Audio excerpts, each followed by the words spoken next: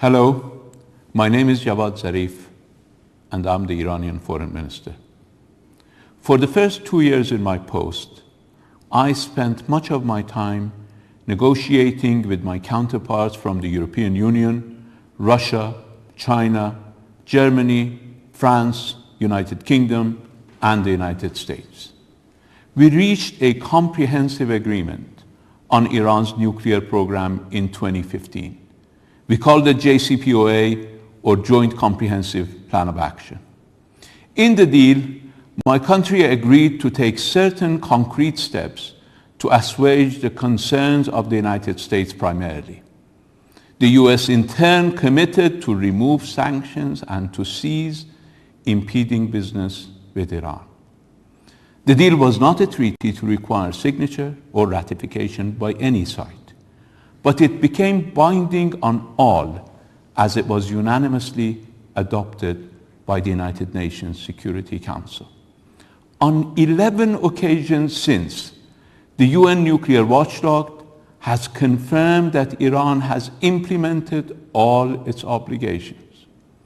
In contrast, the US has consistently violated the agreement, especially by bullying others from doing business with Iran. In the last year or so, we've been told that President Trump is unhappy with the deal. And it now appears that the response from some Europeans has been to offer the United States more concessions from our pocket. This appeasement entails promises of a new deal that would include matters we all decided to exclude at the outset of our negotiations, including Iran's defensive capabilities and regional influence. But please understand, on both issues, it is Iran and not the West that has serious grievances and much to demand. We have not attacked anyone in centuries, but we have been invaded. Most recently by Saddam Hussein, who was then backed by the US and its regional allies. The West even actively prevented us from buying rudimentary means of defense, even as Saddam Hussein showered both Iranian civilians and soldiers with chemical weapons. Despite that haunting experience, we still spend a fraction of countries like Saudi Arabia and the United Arab Emirates on defense. And our missiles have a shorter range than those of Saudi Arabia.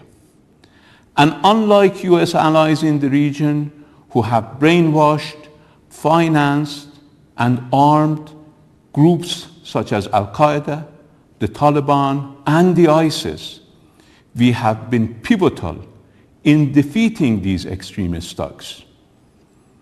Let me make it absolutely clear once and for all. We will neither outsource our security, nor will we renegotiate or add on to a deal we have already implemented in good faith.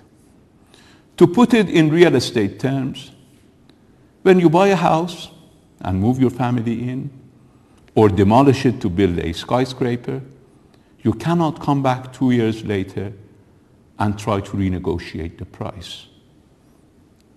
In the coming days, the United States will have to decide whether to finally abide by its obligations. Iran stands firm in the face of futile attempts at bullying. But if the US continues to violate the agreement, or if it withdraws altogether, we will exercise our right to respond in a manner of our choosing. Bluster or threats won't get the US a new deal, particularly as it is not honoring the deal it has already made. Relying on cartoonish allegations, rehashed from more than a decade ago and dealt with by the IAEA, to make a case for nixing the deal has fooled no one. Thus, the US is well advised to finally start honoring its commitments, or it, and only it, will have to accept responsibility for the consequences of not doing so. Thank you for listening, and good day.